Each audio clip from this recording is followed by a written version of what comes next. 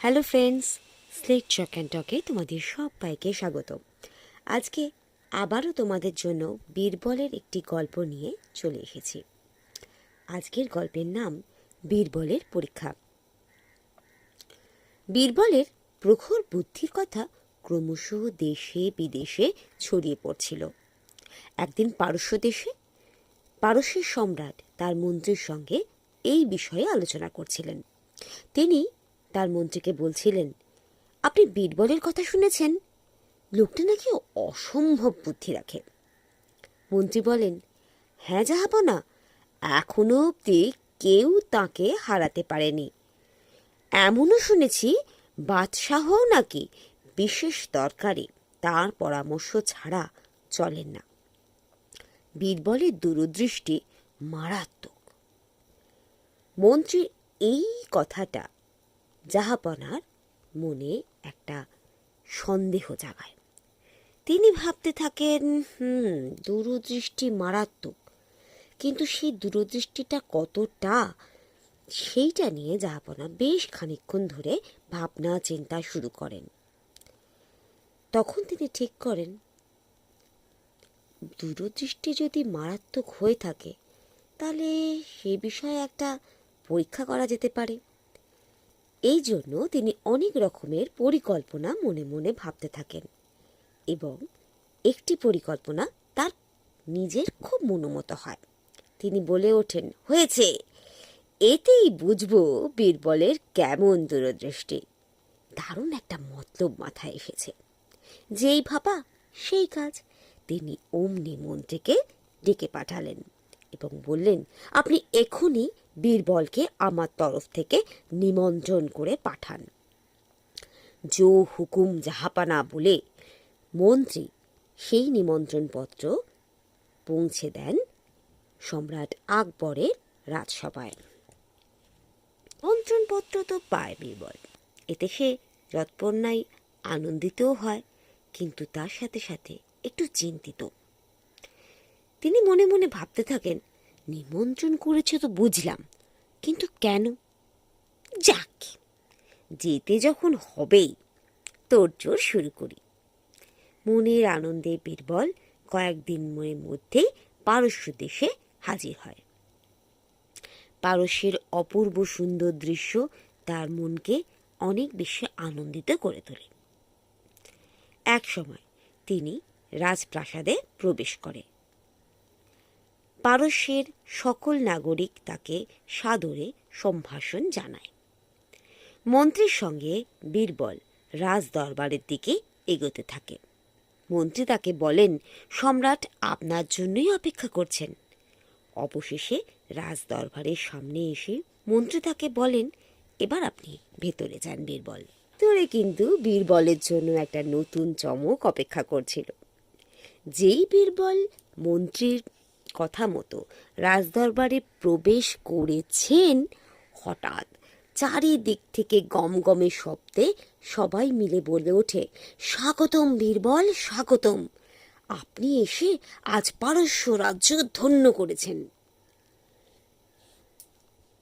এদিকে বীরবল এত কথা শুনে, এতজনের এত রকমের আওয়াজ শুনে খানিকটা ভ্যাবাচাকা খেয়ে যান।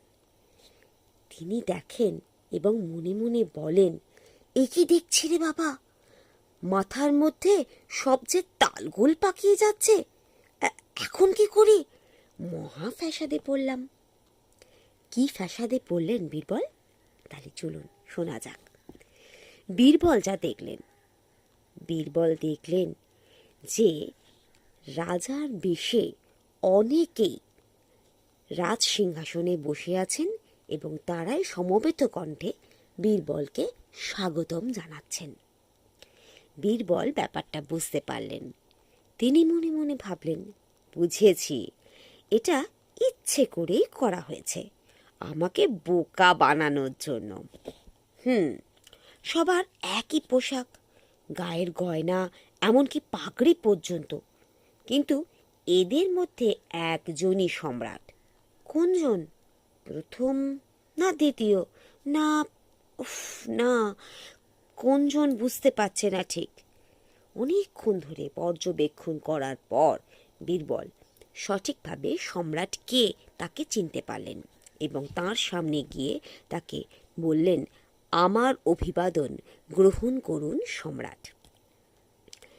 সেটা শুনেই সেই সম্রাট অপূর্ব অদ্ভুত বলে উত্তেজিত হয়ে উঠলেন এবং আনন্দ প্রকাশ করলেন। তিনি সিংহাসন থেকে নেমে এসে বীরবলকে খুব জোরে আনন্দের সহিত জড়িয়ে ধরলেন এবং বললেন, সাবাস বীরবল, সাবাস, যা শুনেছিলাম তুমি সত্যিই তাই। এদিকে সম্রাটের এই আদরের চোটে বীরবলের অবস্থা তো মারাত্মক খারাপ হয়ে উঠল। তিনি বলতে থাকলেন, উফ, রাজা বাদশাহদের আদরও বড় সাংঘাতিক, কাঁধটা টনটন করে উঠল। এদিকে সম্রাট মনের আনন্দে বলতে থাকলেন, বিস্ময়কর, এবার বলো তো বীরবল, আমাকে কখনো না দেখে তুমি কি করে ঠিক চিনে ফেললে? বীরবল বললেন, প্রথমে আমিও বুঝতে পারিনি সম্রাট, তারপর দেখলাম যে আপনার দিকে ওরা সবাই আড়ে আড়ে তাকাচ্ছে, শুধু আপনি সোজা চেয়ে আমার দিকে তাকিয়ে আছেন। ব্যক্তিত্বই বলে দেয় কে কেমন দরের লোক, পোশাক নয়। তখনই বুঝে গেলাম। আবারও সম্রাট বীরবলকে ভীষণ রকমভাবে জড়িয়ে ধরে বলতে থাকেন, সত্যি তোমার জবাব নেই। আর বীরবল কি বলেন, মরেছে আবার। এরপর সম্রাট বীরবলের উদ্দেশ্যে বলেন, আমি তো তোমাকে পুরস্কৃত করবই, এবার তুমি বলো তো তোমার কি চাই? তখন বীরবল মজা করে সম্রাটকে বলেন, আগে আপাতত একজন মালিশ করার লোক জাহাপানা। তার এই কথার ভঙ্গিমা দেখে সম্রাট হা হা করে হেসে ওঠেন।